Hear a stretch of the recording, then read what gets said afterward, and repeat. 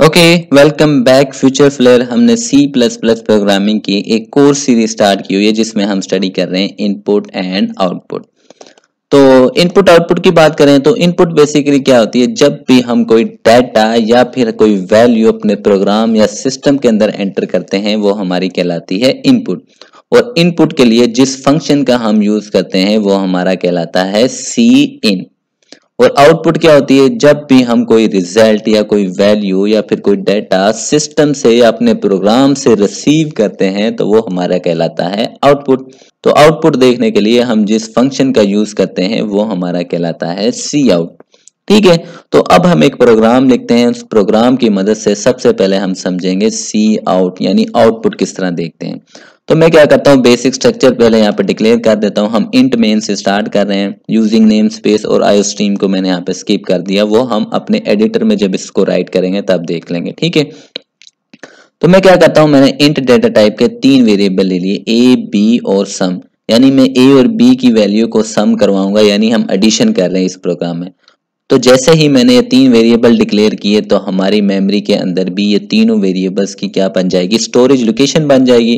तो यहाँ पे देखो ए बी और सम नाम से स्टोरेज लोकेशन बन गई।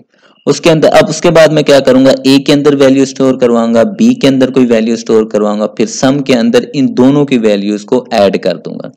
तो यहाँ पे मैं क्या कर रहा हूँ, ए के अंदर 5 स्टोर करवा दिया, तो यहाँ पे मैं स्टोरेज में भी क्या हो जाएगा, ए के अंदर 5 स्टोर हो गया। उसके बाद बी के अंदर मैंने 3 स्टोर करवा दिया, तो स्टोरेज में भी क्या हो गया, बी के अंदर 3 स्टोर हो जाएगा। उसके बाद मैं क्या करूंगा, इन दोनों को ऐड कर दूंगा।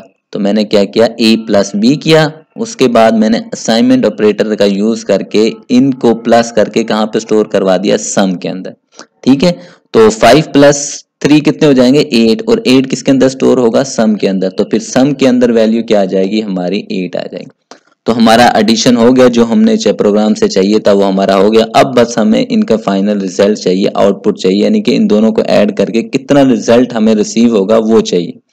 तो मैं क्या करूंगा, सी आउट फंक्शन। ठीक है, आउटपुट के लिए यूज होता है सी आउट फंक्शन। तो मैंने क्या किया, सी आउट फंक्शन का यूज किया। उसके बाद डबल एंगल ब्रैकेट, और ये जो आपको डबल कोड में ब्लू कलर में नजर आ रहा है, ये एज इट इज आपकी स्क्रीन पे ऊपर नजर आ जाएगा। बेसिकली ये एक मैसेज होता है। ठीक है, आप यहाँ पे अपना नेम लिखो, कुछ भी लिखो, वो सेम आपको जो आपकी रनिंग स्क्रीन कंसोल की स्क्रीन होती है वो वहां पे आपको ये सेम मैसेज नजर आता है। ठीक है, तो मैसेज प्रिंट करवाने के बाद मैंने क्या, डबल एंगल ब्रैकेट दोबारा से लगा दी, और उसके बाद मैंने क्या कर दिया, सम। क्योंकि वैल्यू किसके अंदर स्टोर है, जो हमें चाहिए वो सम वेरिएबल के अंदर स्टोर है। ठीक है, तो उसको प्रिंट करवा दिया क्योंकि इसी के अंदर हमारी आउटपुट है। तो अब अगर हम इसको कंपाइल करेंगे, उसके बाद इसको रन करेंगे, तो कुछ इस तरह से हमें आउटपुट स्क्रीन ब्लैक कलर में नजर आएगी। तो सी आउट देखो, सबसे पहले क्या प्रिंट होगा, ये मैसेज प्रिंट होगा, सम ऑफ ए एंड बी। तो वही मैसेज यहाँ पे प्रिंट हो गया, सम ऑफ ए एंड बी। उसके बाद दूसरा मैसेज क्या प्रिंट होगा, ये सम। तो सम के अंदर कोई वैल्यू है, क्योंकि सम तो एक वेरिएबल है ना, तो इसके अंदर जो भी वैल्यू है वो यहाँ पे प्रिंट हो जाएगी। इसके अंदर क्या है, 8, तो 8 यहाँ पे क्या हो जाएगा, हमारा प्रिंट हो गया। तो इस तरह से बेसिकली हमारा ये प्रोग्राम वर्क कर रहा है। अब यहाँ पे जो एक चीज समझने वाली है वो है ये वैल्यूज। अब देखो, ये वैल्यूज प्रोग्रामर ने रखी हैं, मैंने जिसने प्रोग्राम लिखा है उसने रखी है। a इज इक्वल टू 5 और b इज इक्वल टू 5। ठीक है, तो अब हम इसको एडिटर में देख लेते हैं कि किस तरह से इसने वर्क करना है। हम चलते हैं अपने एडिटर में। तो यही हमारा वो प्रोग्राम जो हमने अभी देखा वो मैंने यहाँ पे राइट किया हुआ है। तो इसकी आउटपुट को हम रियल टाइम में देखें तो सबसे पहले इसको क्या करते हैं, कंपाइल करते हैं। कोई एरर तो नहीं है, तो ये कंपाइल हो गया, देखो कोई एरर नहीं है, वार्निंग भी 0। उसके बाद हम इसको क्या करेंगे, रन करेंगे। तो जैसे ही रन करेंगे सबसे पहले क्या होगा, ये मैसेज प्रिंट होगा, और उसके बाद ये सम की जो भी वैल्यू है वो प्रिंट हो जाएगी। तो देखो वो मैसेज प्रिंट हुआ, सम ऑफ ए एंड बी। उसके बाद सम के अंदर जो भी स्टोर था, सम के अंदर क्या था, 8 स्टोर था, वो क्या हो गया, हमारा प्रिंट हो गया। अब ये जो आउटपुट मैंने की है ना, ये मल्टीपल आउटपुट एक लाइन में लिखी है। आप इसको डिफरेंट लाइन में भी कर सकते हैं। मैं क्या करता हूँ, इसको एंटर यहाँ पे सी आउट कर देता हूँ। ठीक है, तो अब क्या हुआ, जो मैंने एक लाइन में प्रिंट करवाया हुआ था, अब वो क्या हो गया, 2 लाइनों में। काम सेम ही हुआ है, वो भी वही प्रिंट करेगा। देखो मैं इसको रन कंपाइल करके रन करके आपको दिखा देता हूँ, सेम ही आउटपुट आपको रिसीव होगी। सिर्फ फर्क क्या हुआ, फर्क ये हुआ कि मैंने पहले वो एक लाइन में लिखा था, वो अब मल्टीपल लाइन में लिख दिया। तो देखो सम ऑफ ए एंड बी, तो ये देखो आउटपुट भी आपको क्या, 8 ही रिसीव हुई। ठीक है, तो अब हम सेम प्रोग्राम को इनपुट की मदद से देखेंगे कि जब यूजर वैल्यूज को इनपुट करेगा तो तब किस तरह से वर्किंग होगी। ठीक है, तो हमने सबसे पहले क्या लिया था, 3 वेरिएबल्स दिए थे, तो मेमोरी में भी उन 3 वेरिएबल्स के नाम की स्टोरेज लोकेशंस बन गई थी।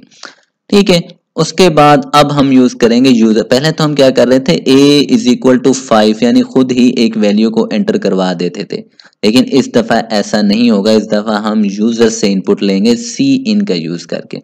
तो पहले मैंने क्या करना है, a की वैल्यू को एंटर करवाना है, तो उसके लिए पहले मैं मैसेज शो करवाऊंगा, एंटर ए वैल्यू, यानी a की वैल्यू आप एंटर करो। ठीक है, तो कुछ मैंने साथ साथ क्या कर दी, आउटपुट स्क्रीन भी बना दी यहाँ पे कि यहाँ पे किस तरह से आपको आउटपुट नजर आएगी। तो ये जो मैसेज आपने प्रिंट करा है सेम एज इट इज ये मैसेज यहाँ पे आपको नजर आएगा। ठीक है, अब आपने क्या करना है, सी इन का यूज करना है। तो मैंने क्या किया, सी इन करवा लिया, उसके बाद डबल एंगल ब्रैकेट। देखो सी आउट में किस तरह से है, वो उनकी शेप इस तरफ है, लेकिन इसमें उसके बिल्कुल ऑपोजिट है, कुछ इस तरह से। उसके बाद जिसके अंदर वैल्यू स्टोर, तो हमारा वेरिएबल क्या था, ए। ठीक है, हमने मैसेज भी ए के लिए कि भाई ए की वैल्यू एंटर करो, तो ए वेरिएबल का नाम लिख दिया। तो जैसे ही हमने यहाँ पे लिखा तो वो आपसे क्या कह रहा है कि भाई एंटर ए वैल्यू, ए की वैल्यू एंटर करो। तो आप में मान लेते हैं हमने यहाँ पे क्या 5 एंटर कर दिया।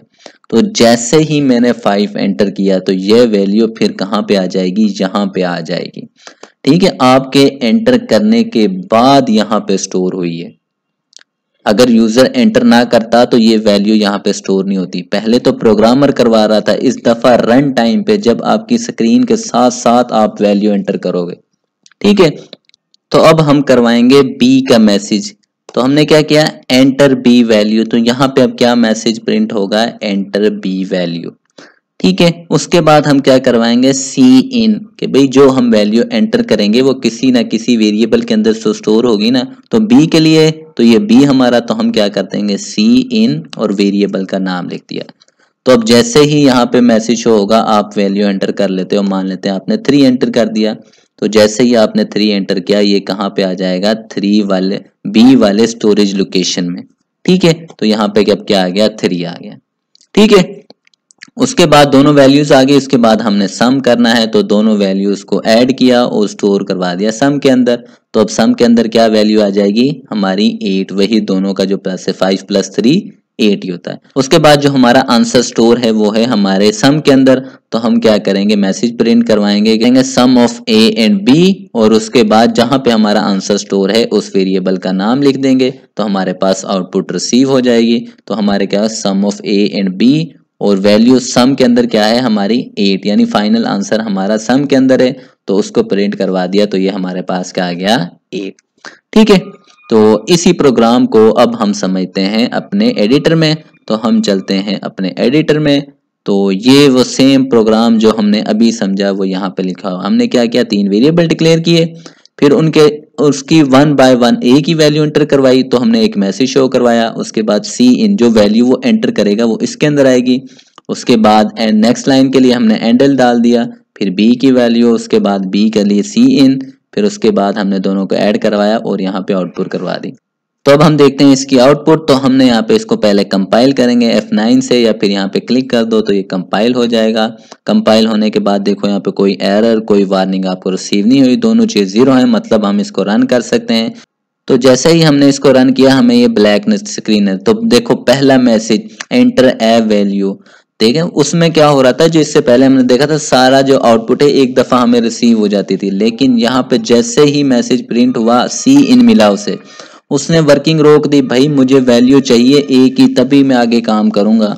तो आप कुछ भी यहाँ पे एंटर कर दो, मैं यहाँ पे फॉर एग्जांपल 2 एंटर कर देता हूँ।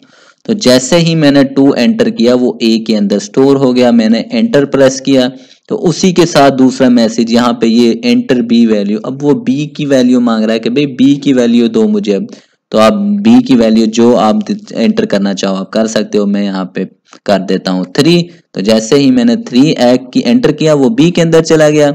उसके बाद ये ए बी की वैल्यू यहाँ पे दोनों प्लस हुई, प्लस होके सम के अंदर स्टोर हुई।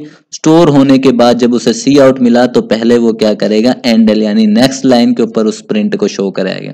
ठीक है, उसके बाद इस मैसेज को प्रिंट करेगा, फिर सम के अंदर जो भी वैल्यू है उसको प्रिंट कर देगा। तो देखना जैसे ही मैं एंटर करता हूं तो देखो नेक्स्ट लाइन के ऊपर आया, ये हमारी देखो एंडल की वजह से नेक्स्ट लाइन के ऊपर है। फिर उसके बाद sum of A B message print हुआ, और उसके बाद जो भी हमारा 2 और 3 कितने होते हैं 5, तो देखो यहाँ पे हमारा जो सम के अंदर वैल्यू थी 5 वो प्रिंट हो गई। तो इस तरह से बेसिकली वर्किंग होती है, इस तरह से हम यूजर से डेटा इनपुट करवाते थे। ठीक है, देखो उसने यहाँ पे यूजर से इनपुट ली है, देखो जैसे ही मैसेज प्रिंट हुआ उसने स्टॉप कर दिया कि भाई कोई वैल्यू एंटर करो। इससे पहले ऐसा नहीं हो रहा था, हम खुद ही जो हमारा प्रोग्रामर था या मैं था पहले ही वैल्यू एंटर करता था ए इज इक्वल टू 2। लेकिन इस दफा इस तरह नहीं हुआ, उसने क्या किया कि भाई यूजर से लिए आप एंटर करो। ठीक है, जो यूज करता है प्रोग्रामर नहीं, जिसने यूज करना है इस प्रोग्राम से उससे इनपुट करवाई गई है। ठीक है, तो आई होप आपको समझ आ गई होगी। कोई क्वेश्चन हो तो लाजमी पूछेगा, चैनल को लाजमी सब्सक्राइब कीजिएगा। ओके।